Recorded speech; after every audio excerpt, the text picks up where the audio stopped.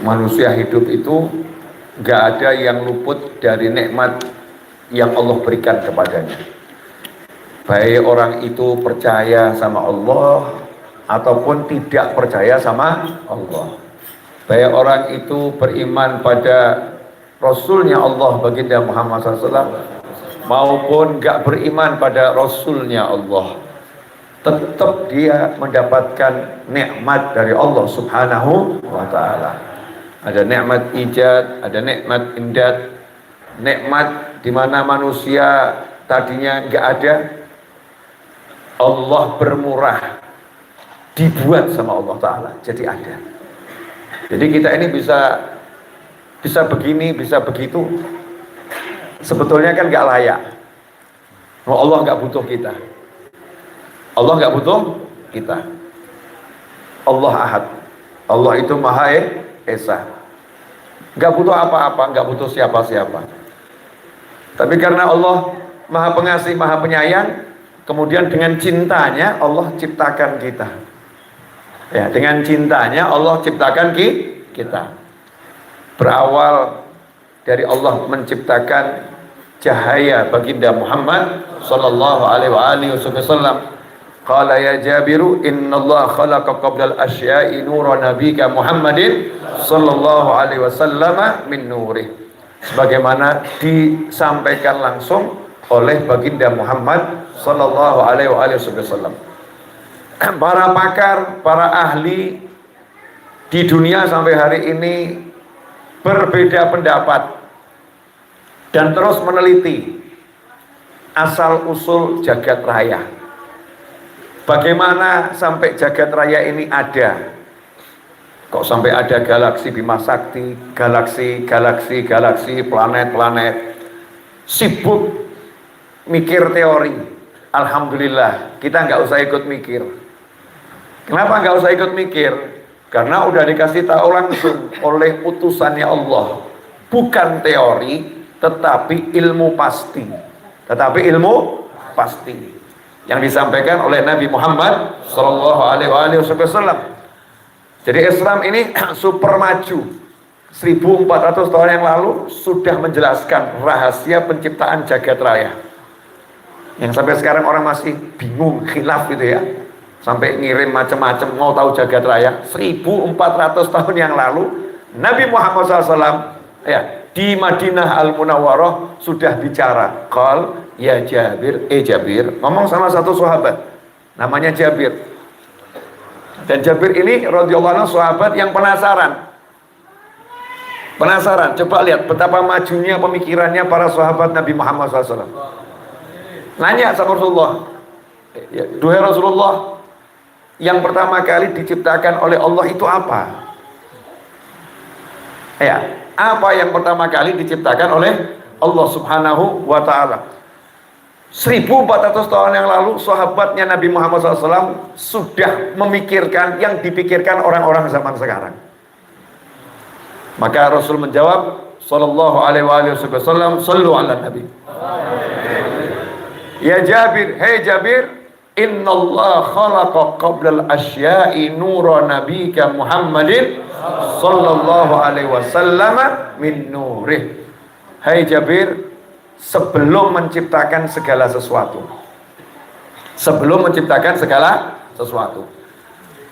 nggak ada galaksi Bima Sakti, jangankan galaksi Bima Sakti, akhirat itu yang namanya jannah wan nar belum ada. Segala sesuatu, karena jannah itu termasuk makhluknya Allah Subhanahu wa Ta'ala, neraka itu makhluknya Allah Subhanahu wa Ta'ala. Malaikat Jibril dan semua malaikat yang ada belum diciptakan oleh Allah Subhanahu wa Ta'ala. Rasul sudah mengatakan yang pertama kali Allah ciptakan adalah cahaya Nabi Muhammad SAW, cahaya Rasulullah dari cahayanya Allah Subhanahu wa Ta'ala. Nah, dari situlah kemudian diciptakan makhluk-makhluk yang lain. Ya, diciptakan makhluk-makhluk yang lain dari cahayanya Nabi Muhammad sallallahu alaihi wasallam. Nah, itulah dikatakan makanya kita ini diciptakan dengan cinta. Kenapa? Karena makhluk yang paling dicintai Allah adalah Nabi Muhammad sallallahu alaihi wasallam. Setelah itu ada nikmatul imdad. Selain nikmat diciptakan sama Allah, nggak dilepas saja. Ada itu ya. Kalau kita nanam tanaman itu, kita tanam, kita tinggal, nggak kita urus. Kadang nggak kita sirami, mau hidup biar hidup, mau mati biar mati, nggak ikut ngurus. Ya, alhamdulillah kan Allah yang ngurus. Tapi kita nggak ngurus itu. Beda dengan Allah Subhanahu wa taala. Laisa kamitsli syai', enggak ada yang menyerupai Allah. Allah menciptakan ciptaan, enggak didiamkan. Diurus. Sama Allah diurus. Dari mulai kita buka mata sampai mata kita terpejam, sekujur tubuh kita ini enggak ada yang lepas dari urusannya Allah Subhanahu wa taala. Tanya sama ayahnya Mas Riza, dokter, dia paham. Beliau dokter di sana, di pojok, paham ilmunya tubuh, apalagi ahli penyakit dalam. Di tubuh manusia ini sel-sel yang bekerja untuk membela kita agar kita nggak kena penyakit. Kemudian bagaimana jantung ini memompa darah ke otak, ya, kemudian mendistribusikannya ke seluruh tubuh sehingga tangan kita ini bisa bergerak karena otot. Tapi ya ototnya ini kalau nggak dapat darah ya apa bisa bergerak. Kemudian di dalam darah itu apa, semua ini makhluk yang ada di tubuh kita ini tidak jalan sendiri, semua dengan tertib ilahi, Allah yang atur. Bisa kita bayangkan itu seperti apa ya, yang maha sayangnya Allah Subhanahu wa ta'ala. Kemudian dikasih makan, gak nanggung-nanggung. Kamu itu seberapa loh? Saya pakai bahasa kamu ya, memang biar mak jelek dulu. Ini saya lagi ngomong ke diri saya sendiri. Kamu tuh seberapa? Satu hari makan 200 kali sanggup enggak? Enggak sanggup. Tapi untuk membuat kamu itu enggak ragu urusan perut, urusan mulut, kamu yang sekecil ini sama Allah Ta'ala disiapkan makanan yang unlimited di muka bumi. Mulai buah-buahan jenisnya macam-macam. Cuman kamu saja atau yang agak manja, dikasih kates bisa sehat, pilihnya burger. Betul kan ya? Dikasih pisang dimakan mudah, tinggal petik original dari alam, enak, nggak ada masalah. Pilihnya pisang goreng. Gorengnya pakai minyak nggak jelas, tepung wallahu a'lam gitu ya. Kita yang ribet. Sebetulnya kan tidak perlu digoreng-goreng, tinggal selesai, gitu kan ya. Sudah luar biasa. Allah kasih semuanya lengkap. Makanan lengkap, bahkan air nggak nanggung-nanggung. Ya, Allah Subhanahu wa ta'ala jadikan 2/3 bumi ini isinya air. Air laut. Jadi kamu kalau khawatir kehausan, jangan khawatir, air laut banyak, asin beb. Allah udah ngasih kamu otak untuk menjadikan air laut bisa diminum. Allah atur semuanya, dijamin urusan hidup. Jadi kalau kita ini nggak syukur ya, memang ya keterlaluan. Makanya dikatakan la in syakartum la azidannakum wa la in kafartum inna adzabi lasyadid. Kalau kalian syukur pasti aku tambah. Kalau kalian kufur, Allah masih baik loh. Kalau kalian kufur gak langsung pasti aku siksa. Kalau kalian syukur pasti aku tambah. Kalau kalian kufur, ingat. Aku punya siksa yang keras. Ingat, ayo sadar, tobat, segera syukur, jangan kufur. Masih dikasih waktu untuk bertobat oleh Allah Subhanahu wa ta'ala. Ini harus kita syukuri, kita bisa duduk bersama di sini. Alhamdulillah. Enggak setiap orang punya kenikmatan begini. Banyak loh ya yang dapat suguhan musik begini enggak bisa menikmati. Bisanya menikmati musik begitu. Sementara kita dengar musik begitu pusing. Ya, dengarnya begini tenang, adem, nikmat. Betul atau betul? Coba ini, saya pegang mic-nya, dipegang. Ya, tes dulu, cek. Nah, coba contoh. Sallu ala khairil anam. Sedikit aja, nggak usah banyak-banyak. Sallu ala khairil anam. Al-Mustafa badri tamam. صلوا عليه وسلموا اللهم صل عليه يشفع لنا يوم الزحام صلوا على خير الأنام المصطفى بدر التمام صلوا عليه وسلموا يشفع لنا يوم الزحام. Allahumma sholli alaihi. Denger gini enak kok, seneng. Enggak semua orang loh. Ya. Serius ini, mau saya ketemu orang tuh yang macam-macam loh ya. Mau saya ini sopir, hidupnya di jalanan, mainnya di mall. Ya mainnya di mall. Ya, kesenangannya duduk di majelis. Di majelis kan ya ketemu model begini-begini. Alhamdulillah. Di majelis yang begitu, ketemunya model begitu. Dikasih gosidah, ganti musik kafir, ada. Gak senang dengar gosidah, senangnya dengar musik kafir. Musik yang gak menyuarakan keislaman, gak menyuarakan keimanan, ya. Musik-musik yang ngajak mabuk-mabukan, mengajak maksiat. Naudzubillah min dzalik. Tapi telinga kita ini dikasih kesenangan musik yang begini. Berarti telinganya alhamdulillah agak bener ini. Ya, telinganya agak bener, alhamdulillah. Kemudian pandangannya dibuat senang lihat orang yang jeleknya seperti ini. Masya Allah. Kan ada tuh artis-artis ganteng-ganteng. Ya, senang lihat artis Korea kan ya wajar. Nah, lihat yang model begini gigi ya banyak ompongnya, serba cuil-cuil giginya, wajah penuh jerawat, ya kan bekas jerawat waktu dulu SMP SMA ini kan Masya Allah banyak penggemar dulu soalnya. Banyak jerawat ini. Lah yang model begini kok lihatnya senang, lihat kiai senang, lihat para habaib senang, ini lihat orang duduk begini senang nih, asyik, lihat gahru mengepul senang. Ini kan matanya harus disyukurin ya, alhamdulillah. Lo ada loh orang yang dengar begini, lihat begini, kapan selesainya ya? Suaranya ganggu lingkungan. Itu ngapain? Itu duduk bersila, kaki gerak sana, gerak sini. Udah ambil kursi aja, ngapain pakai duduk-duduk di lantai? Enaknya apa tuh? Enaknya apa? Ada yang begitu. Ya kasihan, karena belum bisa mendapatkan nikmat yang seperti ini. Nah, kalau kita bisa nikmat, alhamdulillah. Nikmatnya luar biasa. Nikmat. Nah, pada malam hari ini saya mau sedikit, tidak banyak, tapi selesainya jam berapa? Wallahu a'lam. Suara saya tuh serak ya, tadi nggak keluar suara saya. Tapi subhanallah megang mic ceramah, hilang tuh seraknya. Betul kan ya? Nyingkir. Tadi mau ngomong itu berat. Tapi begitu megang mic ceramah, kok tiba-tiba yang berat tadi minggir sendiri. Kata suara saya, minggir. Aku mau bekerja, minggir. Alhamdulillah. Syair qasidah yang dibaca Syekh Ali Maksum tadi banyak sekali ilmu di dalamnya. Itu syair-syair yang dikarang oleh Al-Habib Ali bin Muhammad bin Husain Al-Habsyi radhiyallahu anhu. Siapa Habib Ali Habsyi?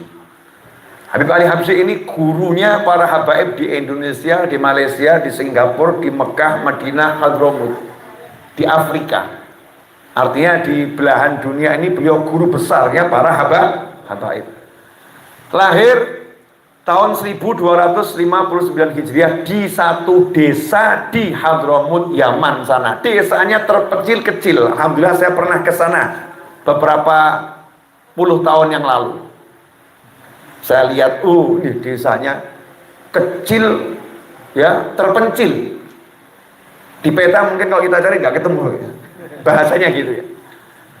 Tahun 1259 Hijriah. Wafat tahun 1333 Hijriah. Di mana? Di kota Sewun. Kota Sewun itu ibu kota provinsi Hadramut, Yaman. Di kota Sewun. Yang menarik, Habib Ali ini tidak dididik langsung oleh ayahnya sejak kecil, enggak.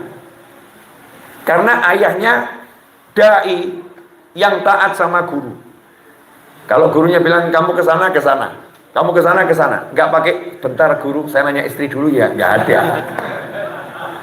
Nggak ono. Dan istri dulu kalau punya suami ulama itu yang nggak pakai, kamu kok nggak izin, nggak ada. Saya lanjutkan, nggak pulang nggak jadi masalah. Nanti ketemu di akhirat. Oh, masya Allah. Ini Allahnya mana lain ini. Begitu ulama-ulama dulu. Jadi istrinya solihah, suaminya soleh. Baru datang dari dakwah dari jauh luar kota. Gurunya bilang, pergi sana ke Mekah. Tidak pulang dulu. Siap, sami'na wa ta'na, berangkat ke Mekah.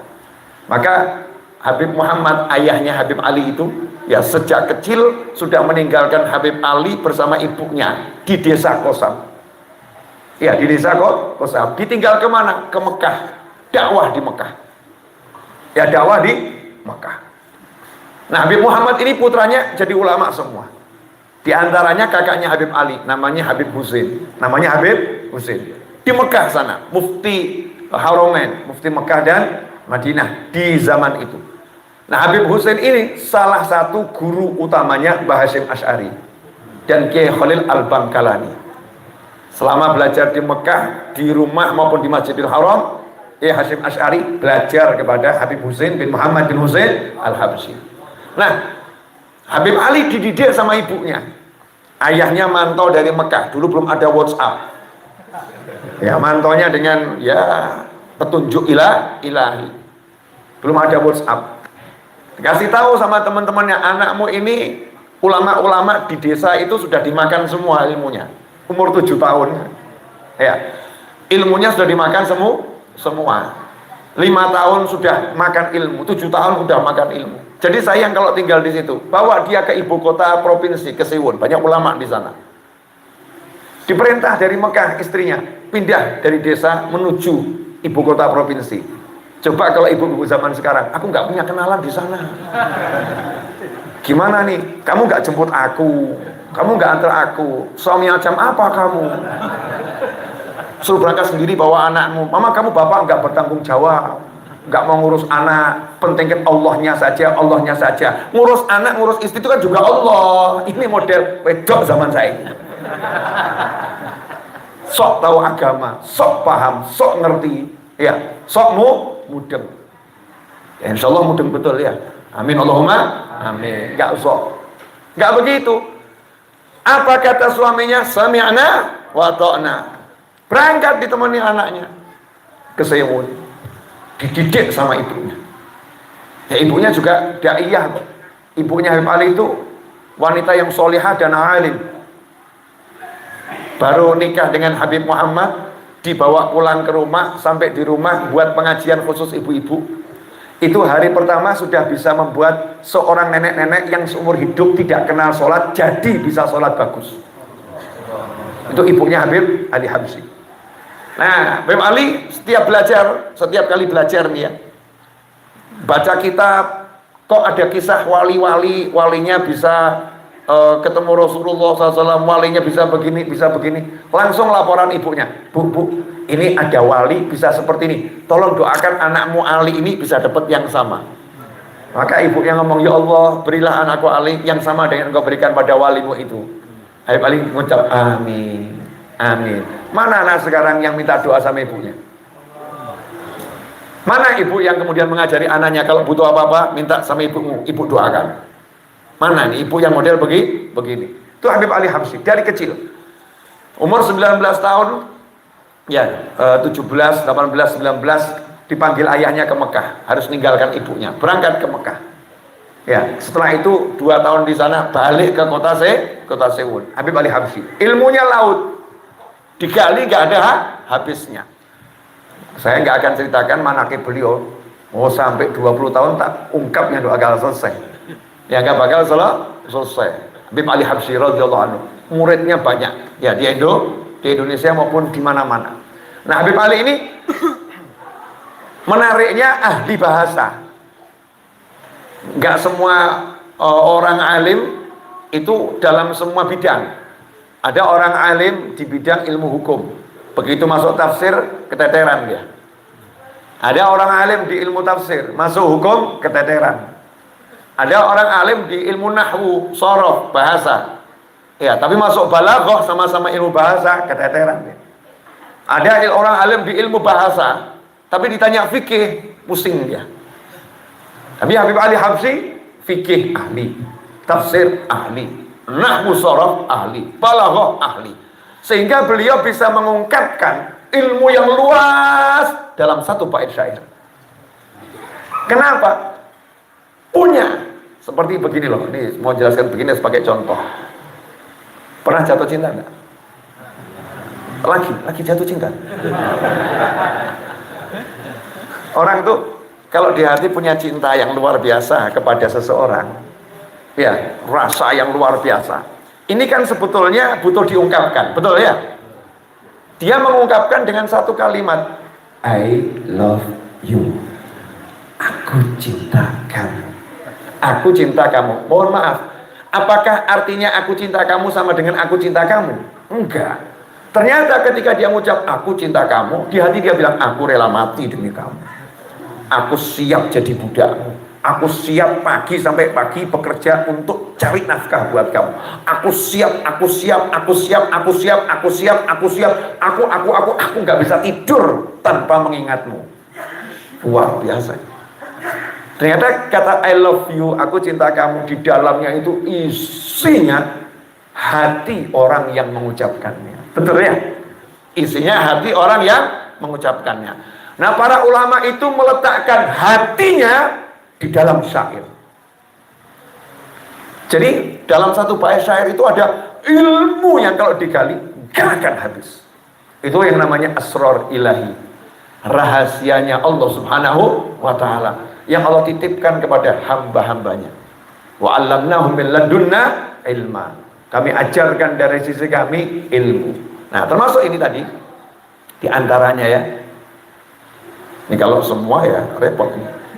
Yang Rabbi ini ya das sifatil aliyah qaimun bil fina uridu atiyah tahta babi raja waqaftu bidulli fa'ghidni bil qasdi qablal maniyah.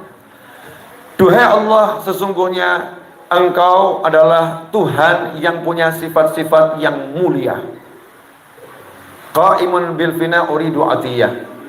Aku berdiri di depan pintumu mengharapkan karunia. Nah, ini orang ini kalau mau minta, orang mau minta, ya ada ilmunya. Gak asal, ya Allah mobil, ya Allah rumah. Ya betul itu minta, tapi ada ilmunya. Surat Al-Fatihah langsung ihdinas siratal mustaqim begitu? Enggak. Bismillahirrahmanirrahim. Alhamdulillahirabbil alamin. Arrahmanirrahim. Muji-muji Allah dulu. Setelah muji-muji Allah baru ihdinas siratal mustaqim. Jadi ada ilmu minta. Makanya kalau dirimu tuh minta nggak berhasil, ya kamu lihat muji Allahnya seberapa. Oh, mintanya aja ke susu. Bismillahirrahmanirrahim. Alhamdulillah, Allahumma. Mujinya cuma 2 toh. Bismillah, alhamdulillah. Mintanya. Kalau kita kan enggak, baca maulid dulu, baru minta. Jadi baca maulid, puji-puji Rasulnya dulu, puji Allahnya dulu, baru terakhir kita minta. Ya Allah sifatil aliyah, ya Allah yang punya sifat-sifat mulia. Kalau mau minta sama Allah ya yang adab, yang sopan. Sebutkan sifat-sifat Allah yang mulia-mulia. Walaupun semua sifat Allah baik. Jangan mau minta sama Allah bilang begini, duhai Allah yang maha menyiksa, duhai Allah yang maha memaksa. Yang gak klop. Mau minta nikah kok begitu ya? Kan gak pas. Ada lagi yang kurang ajar. Kalau mau minta kan seharusnya duhai Allah pencipta 7 lapis langit dan bumi. Duhai Allah yang menciptakan lautan nan membiru. Duhai Allah yang menciptakan alam yang begitu indah. Betul. Nah, ini ada orang kurang ajar. Duhai Allah yang menciptakan babi. Kan kurang ajar. Memang betul babi ciptaannya Allah. Tapi kalau kamu doa ya jangan begitu. Nggak boleh. Itu langsung malaikat yang ngeproin jenengan pertama kali. Kurang ajar, kamu kurang ajar.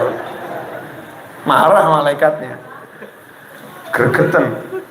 Kamu kok nggak ngerti adabnya berdoa. Emang ada contoh doa model begitu dalam Al-Quran, dalam hadis? Kan nggak ada. Maka kita disuruh manggil duhai Allah yang punya sifat-sifat mulia. Qaimun bil fina uridu atiyah. Ya kalau mau minta tuh ya di depan pintunya Allah. Maksudnya apa? Ya di tempat yang baik, selalu berdiri menanti, di musola, di masjid, di langgar, di majelis ilmu. Ya di majelis ilmu itu tempatnya minta. Ya tempatnya minta. Kita ingat Nabi Zakaria alaihissalam. Nabi Zakaria itu nabi loh, nggak nanggung-nanggung, nabi. Tapi mau minta pilih tempat. Hunalika da'a Zakaria Rabbah. Tempatnya di mana? Begitu lihat Sayyidatuna Maryam alaihissalam, kok di tempatnya itu bisa dapat makanan dari Allah langsung, nggak pakai proses masak. Ya. Maryam, dapat dari mana ini? Min indillah, dari Allah. Langsung hunalika da'a Zakaria Rabbah. Hunalik, di tempat itulah Nabi Zakaria langsung minta sama Allah Subhanahu wa ta'ala.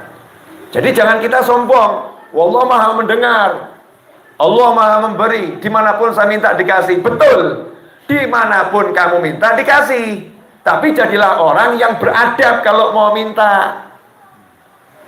Sempatkan tempat khusus, waktu khusus, dan betul-betul ya sabar mengetuk dan menanti dibuka. Orang ngajuin proposal kok depan kantor, kok nggak buka-buka ya? Kok nggak buka-buka ya? Kan ditunggu ya sampai buka. Kalau mau ngajuin proposal nih ya, nunggu sampai kantornya buka, belum tentu diterima loh. Nah di depan pintunya Allah kok diajak mengajukan proposal langit. Mauludnya kok nggak selesai nih ya? Maulidnya kok nggak selesai nih? Yasinnya kok nggak selesai nih? Sholawat nariyahnya kok nggak selesai? Sholat hajatnya kok nggak selesai? Zikir tahlilnya kok nggak selesai? Ini aneh kita ini. Di depan pintunya Allah Subhanahu wa ta'ala, uridu atiyah, kita berdiri menanti dengan prasangka baik dan sabar, mengharapkan karunia yang besar dari Allah Subhanahu wa ta'ala. Nah, caranya bagaimana? Tahta birroja. Jadi kalau kita mau doa kita kabul itu naik kendaraan namanya pintu harapan. Banyak orang sekarang ini mau doa pintunya bukan pintu harapan, pintu was-was. Kabul enggak ya kira-kira ya? Masa sih diterima? Apa ya mungkin? Mungkin? Masa bisa? Wah berat. Kali ini berat. Oh nggak mampu. Ini belum minta, sudah su'dzon sama Allah Ta'ala. Belum minta, udah prasangka buruk kepada Allah Subhanahu wa Ta'ala. Dia menganggap yang bisa mewujudkan itu bukan Allah. Yang bisa mewujudkan itu kemampuannya dalam usaha, kemampuan orang lain dalam mengusahakan, bukan Allah Subhanahu wa ta'ala. Kan kurang ajarnya luar biasa. Nah, kita itu dan orang lain gak bisa apa-apa. Gak bisa apa-apa. Yang bisa cuman Allah. Qul huwallahu ahad, Allahus samad. Tempat Allah, Allah satu-satunya tempat untuk berharap, bergantung hanya Allah. Katakan cuman ada Allah, gak ada yang lain. Qul huwallahu ahad. Makanya pakai pintu namanya babur roja, pintu harapan. Dosa banyak, ilmu nggak ada, amal kurang, tapi Allah tuh maha memberi tanpa syarat loh. Yang penting saya yakin dikasih sama Allah, saya mau minta benar-benar mintanya baik-baik, pasti dikasih. Ya pasti dikasih. Itu namanya pintu harapan. Waqaftu bidzulli. Nah, depan pintu harapan jangan sombong. Depan pintu insya Allah kabul, tapi mikir, saya punya teman banyak loh. Insya Allah kabul. Saya ini ya S3 kok. Insya Allah ya kabul. Saya pinter. Perusahaan saya besar kok. Ya insya Allah hasil.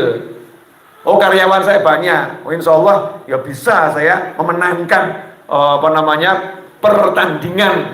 pertandingan bisnis ini. Insya Allah saya bisa menang. Doa dengan hati yang sombong, lain Pak, nggak ada manfaatnya.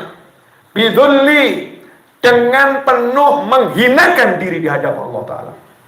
Menghinakan diri.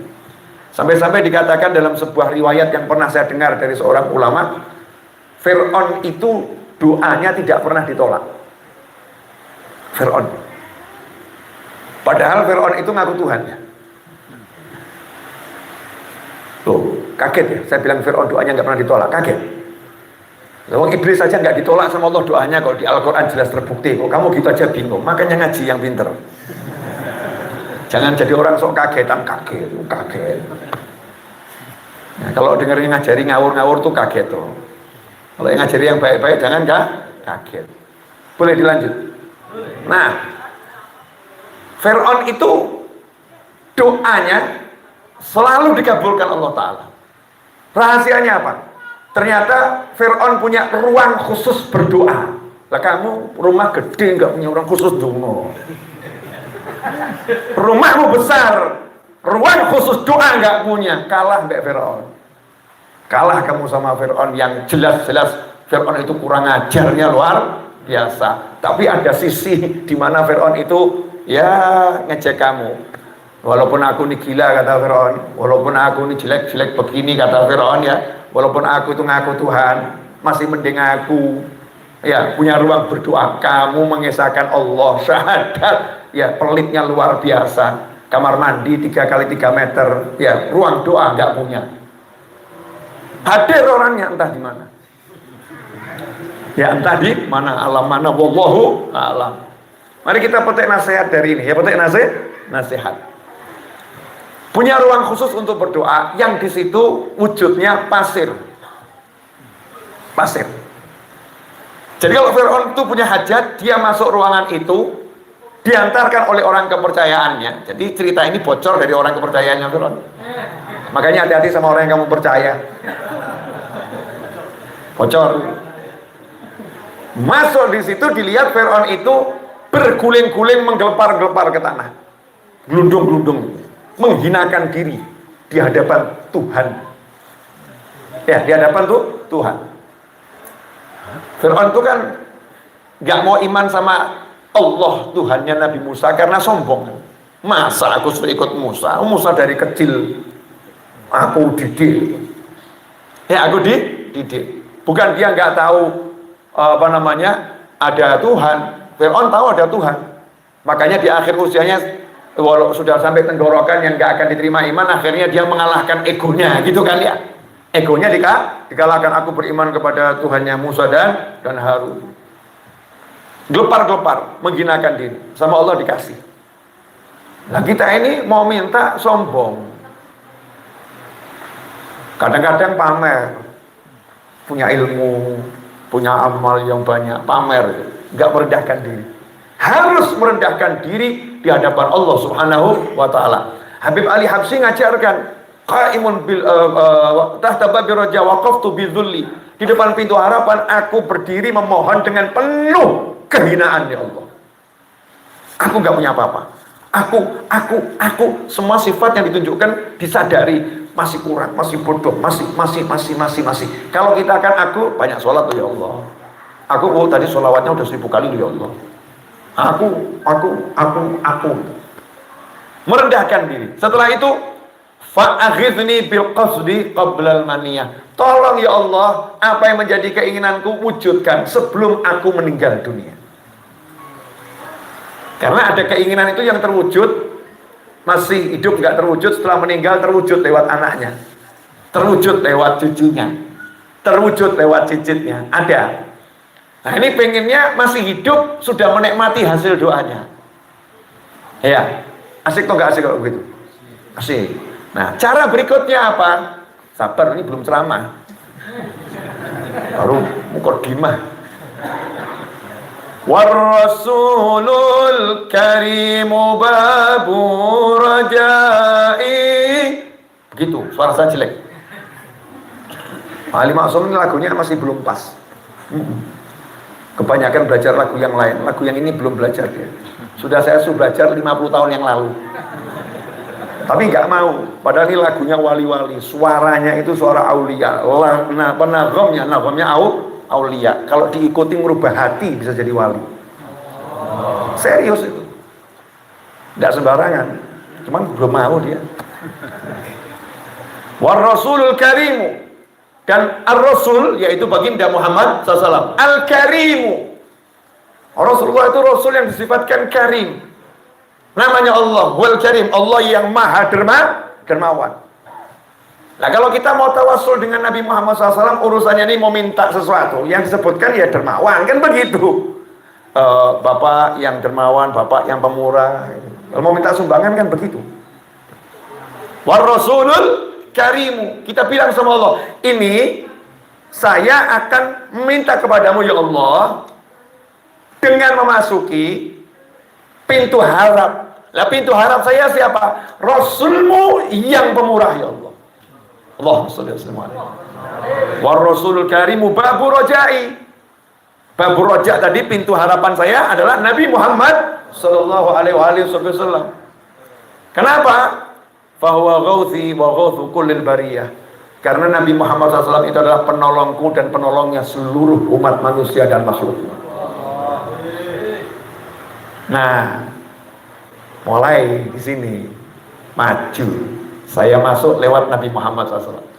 Kalau udah bilang masuknya lewat Nabi Muhammad SAW, berarti saat itu yang ada di hatinya adalah Nabi Muhammad Sallallahu Alaihi Wasallam. Cintanya pada Rasulullah Sallallahu Alaihi Wasallam. Sholawat, nyebutkan sifat-sifat mulia Rasulullah SAW, menghadirkan bagaimana akhlaknya Rasulullah SAW. Cintanya pada Nabi Muhammad SAW muncul itu. Nah kalau udah muncul, coba bayangkan kita doa minta diaminkan Nabi Muhammad SAW. Mesti ada yang aneh-aneh, pelajaran aneh. Doa kok minta diaminkan Nabi. Nabinya kan sudah meninggal, masa mengaminkan doa kami? Dalilnya mana? Nanya dalil lagi. Ya, nanya ada dalil lagi. Walau annahum idzalamu anfusahum ja'uka fastaghfirullaha wastaghfara lahumur rasulu lawajadullaha tawwabar rahim. Itu yang ngomong bukan saya, itu ayatnya Allah Al-Quran.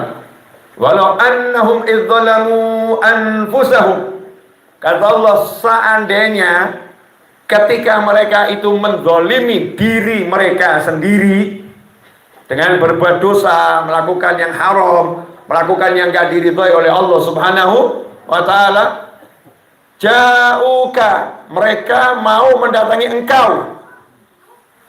Ini ayat menarik ya, tafsirnya. Dengarkan sesuatu yang mungkin belum pernah engkau dengarkan. Ya, dengarkan sesuatu yang mungkin engkau belum pernah mendengarkan.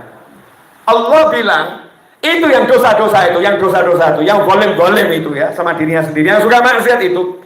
Kalau mereka mau mendatangi engkau, kamu,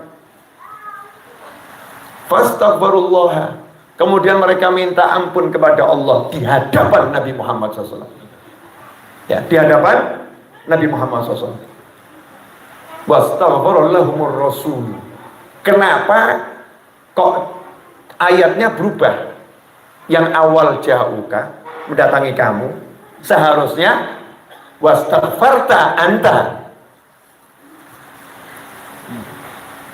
Tidak paham, tidak apa-apa, belum levelnya. Yang levelnya nyampe paham. Ya, kita kalau belum nyampe nggak paham nggak apa-apa. Nanti insya Allah dibuat paham sama Allah Subhanahu wa ta'ala.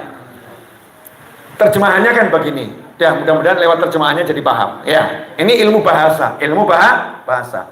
Seandainya ketika mereka mendolimi diri mereka sendiri, mereka mau mendatangi kamu, kemudian mereka minta ampun kepada Allah, dan seharusnya apa? Engkau memintakan ampun untuk mereka. Betul ya?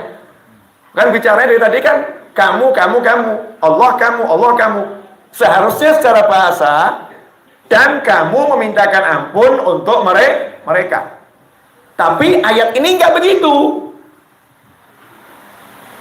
Seandainya ketika mereka menzalimi diri mereka sendiri, kemudian mereka mau datangin kamu, kemudian mereka minta ampun kepada Allah, wastaghfirullah lahumur rasul, dan ar-rasul mau mintakan ampun untuk mereka. Nggak disebut kamu, tapi ar-rasul. Kenapa? Nah, inilah bedanya kamu dengan ar-rasul. Kalau disebut ar-rasul berarti saat beliau ada di masa sahabat, maupun sampai nanti hari kiamat, maupun sampai kapanpun, beliau adalah ar-rasul sallallahu alaihi wasallam. Makanya Habib Ali Habsyi dalam syairnya ini war rasul, tidak mengatakan wa Muhammadun sallallahu, nggak nyebut Muhammad sallallahu, tapi yang disebut war rasul dan ar-rasul. Jadi kita ini lagi mau minta sama Allah Ta'ala seperti yang Allah ajarkan kepada semua pendosa, mau minta ampun, datangi Nabi Muhammad SAW, biar nanti Nabi yang memintakan ampun kepada Allah untuk kamu. Biar sang Rasul itu yang mintakan ampun kepada Allah untuk kamu. Karena kalau hanya kamu yang minta ampun pada Allah Ta'ala, masih tanda tanya, siapa kamu? Wastaghfara lahumur rasulu lawajadullaha tawwabar rahim. Jawabannya Allah Ta'ala, kalau sampai Rasul yang udah angkat tangan mintakan ampun untuk mereka, lawajadullah, bukan karena mereka minta ampun, bukan karena mereka mengemis pada Allah minta ampunan, bukan, tapi karena Ar-Rasul Nabi Muhammad SAW, wastaghfara lahumur rasul, Rasul memintakan ampun untuk mereka semua, lawajadullah, pakai lam taukid, pasti mereka akan mendapati Allah. Lawajadullah ini maknanya dalam. Mereka pasti akan bertemu dengan Allah. Mereka akan mendapatkan Allah. Yang bagaimana? Tawwabar rahimah. Allah yang menerima semua tobat mereka dan Allah yang menyayangi mereka semua. Tapi dengan lam taukid, pasti. Masya Allah.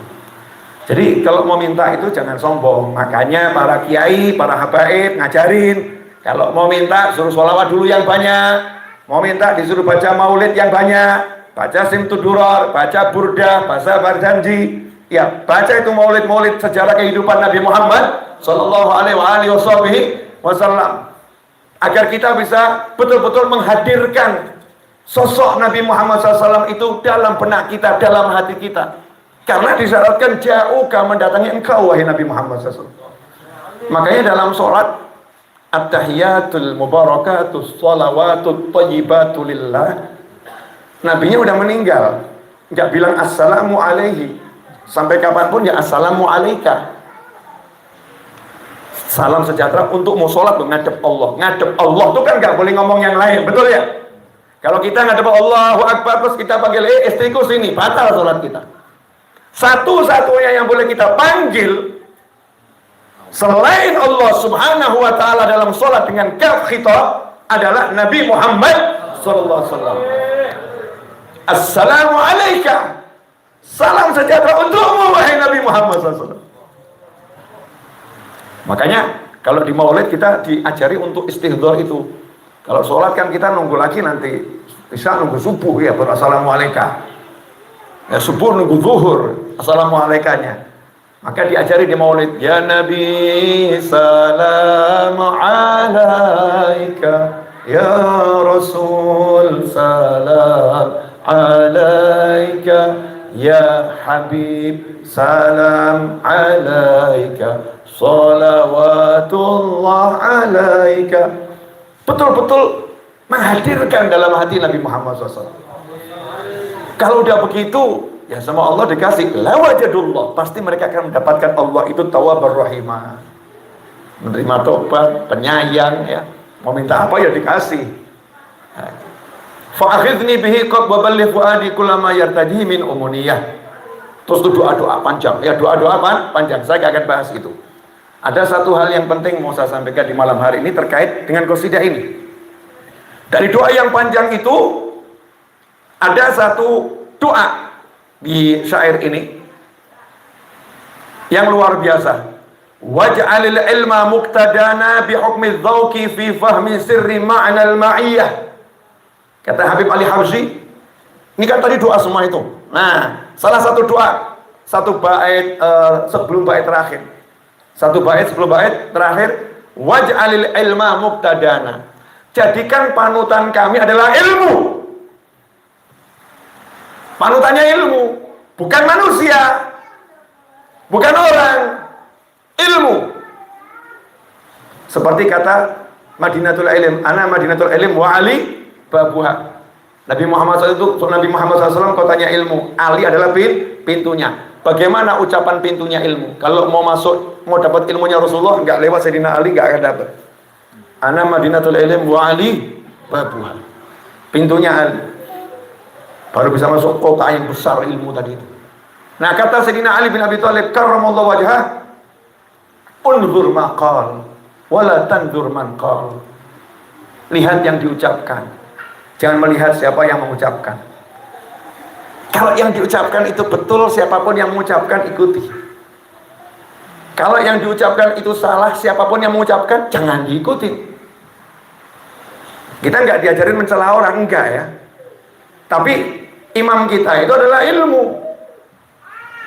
Makanya diperintahkan kita itu kalau makan. Nabi menyatakan dalam sebuah hadis SAW, ini masih panjang, masih siap nggak nih? Ya, yang kakinya kesemutan sonjor boleh, apa? Ya, biar enak ini cari ilmu, cari ilmu. Ini salah satu cara saya untuk ya minum kopi. Monggo, lanjut, Bismillah. Iklan, oh sudah iklannya. Alhamdulillah.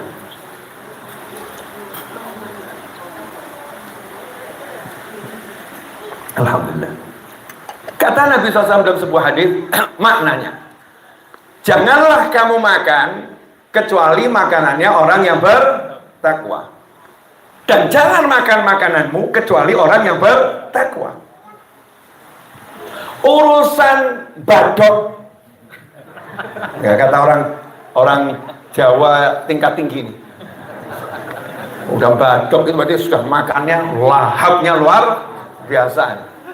Urusan apalagi notol apa ya, makan ya, mangan, madang, dahar, terserah bahasanya apa, mau halus mau kasar.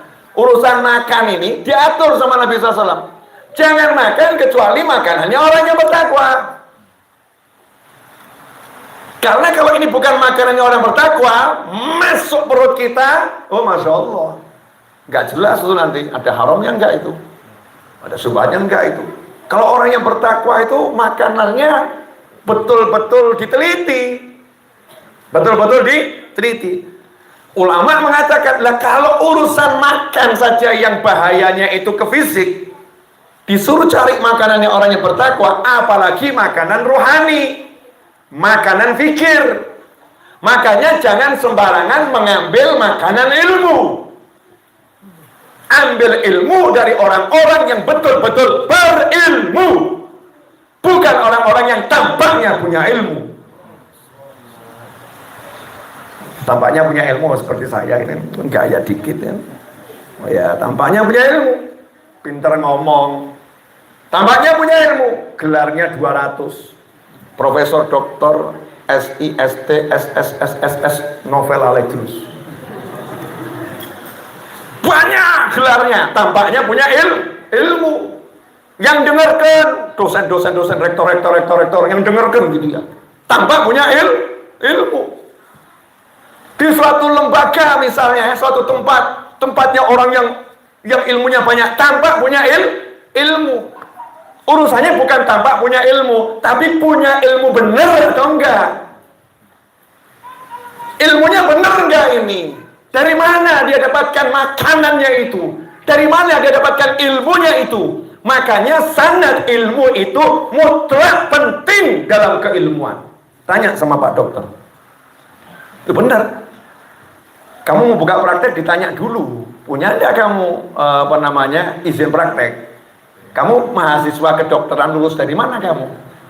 Kamu kedokteran mana? Penting itu. Oh, saya cuma belajar otodidak. Oh, jangan buka praktek, ngeri.